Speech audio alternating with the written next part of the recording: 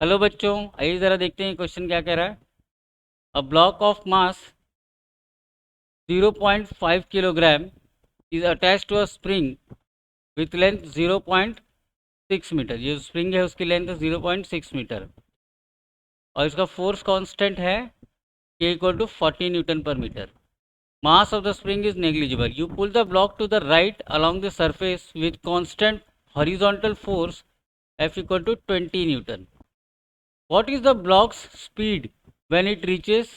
What is the block speed when the block reaches point B, which is 0.25 meter to the right of point A? When block reaches point B, you let go of the hook. In the subsequent motion, how close the block gets to the wall when where the left end of the spring is attached. Neglect the size of block and friction. ये जो friction और size of block है इसको neglect करना है, ठीक है। Question को वापस से समझा देता हूँ कि ये एक सिचुएशन है। ब्लॉक मेरा पोजीशन ए पर है और वॉल से ये 0.6 मीटर डिस्टेंस पर है। जो स्प्रिंग की लेंथ है वो भी 0.6 मीटर है। अब इस ब्लॉक पर एक फोर्स एफ लगना शुरू हुआ है जिसकी वैल्यू 20 न्यूटन दी हुई है।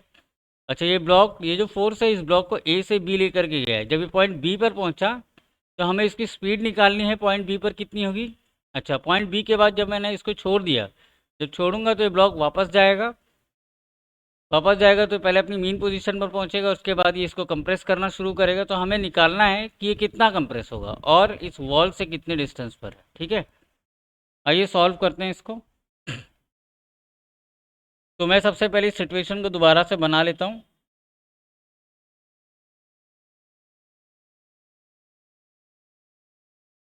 ठीक है, तो सबसे पहले जो है ये मेरी वॉल है।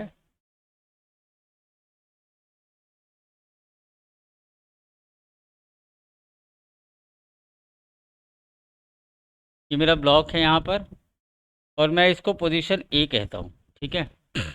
अच्छा, क्योंकि ये रिलैक्स पोजीशन है तो मैं इसको अपनी मीन पोजीशन भी बोलूँगा। और जब मैं मीन पोजीशन बोलूँगा तो अपनी मीन पोजीशन वाली लाइन भी बना लेता हूँ। अब जो है इस पर एक फोर्स लगना शुरू हुआ है जिसकी वैल्यू है 20 न्यूटन, ठीक है। अच्छा, ये यहाँ से इस वॉल से 0.6 मीटर की दूरी पर है। अब क्या होगा, ये स्प्रिंग खींचेगा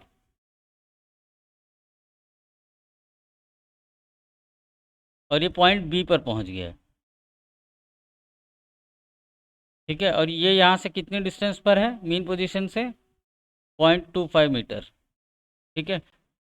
मुझे क्या निकालना है? मुझे यहाँ पर स्पीड निकालनी है। तो मुझे इस पोजीशन पर क्या निकालनी है? स्पीड निकालनी है, ठीक है। अच्छा, इसका अगला पार्ट क्या है कि जब मैंने इस ब्लॉक को रिलीज़ किया तो ये कुछ ऐसा होगा, ये वापस से अपने मीन पोजीशन पर जाएगा। मीन पोजीशन पर जाने के बाद ये यहाँ रुकेगा नहीं, ये स्प्रिंग को फर्दर कंप्रेस करेगा और ये सिचुएशन कुछ ऐसे बन जाएगी। हमें ये डिस्टेंस निकालनी है कि ये वॉल से कितने डिस्टेंस पर जाएगा, ठीक है। तो ये सॉल्व करते हैं इसको। तो मैं क्या करूँगा, सबसे पहले कंजर्व वर्क एनर्जी थ्योरम लगाऊंगा। अप्लाइंग वर्क एनर्जी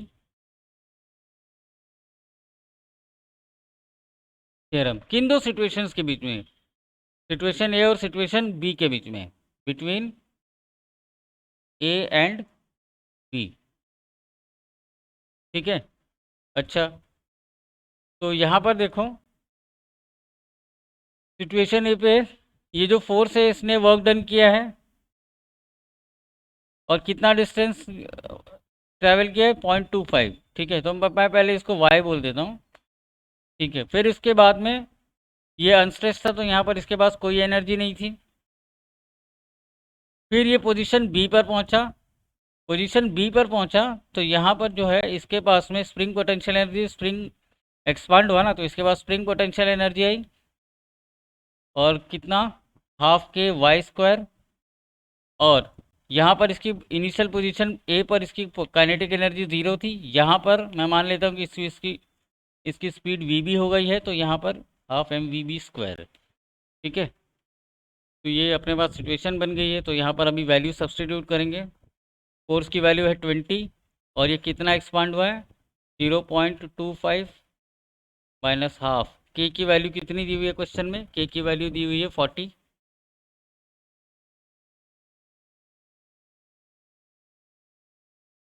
मास कितना दिया हुआ है ब्लॉक का, ब्लॉक का मास दिया हुआ है 0.5।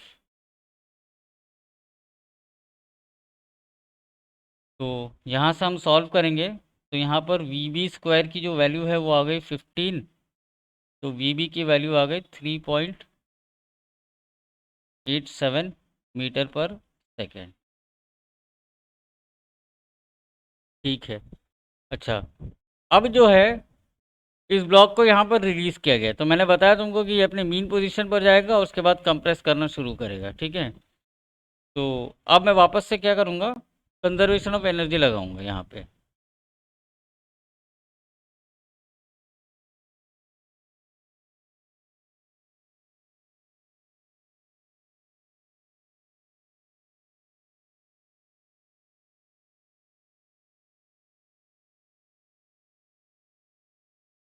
इसके बीच में बी और, मैं इसको सिचुएशन सी कहता हूँ। ठीक है, बी एंड सी।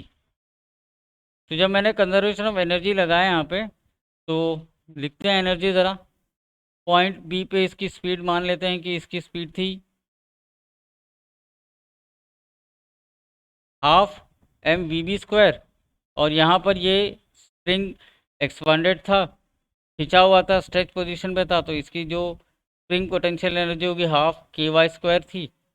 यहाँ पे इसकी स्पीड ज़ीरो हो गई सिचुएशन सी पे, और इसके पास में स्प्रिंग पोटेंशियल एनर्जी की आ गई हाफ के एक्स सी स्क्वायर।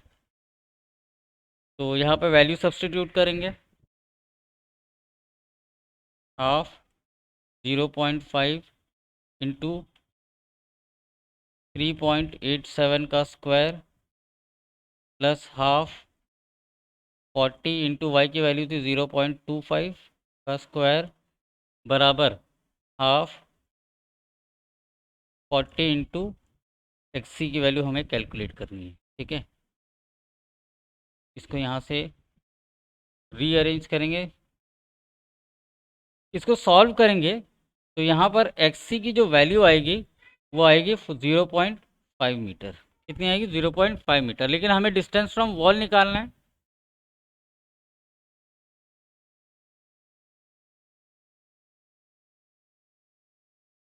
तो डिस्टेंस फ्रॉम वॉल निकालने के लिए हम क्या करेंगे, 0.6 में से इस 0.5 को माइनस करेंगे, तो अपना आंसर आ गया 0.1 मीटर।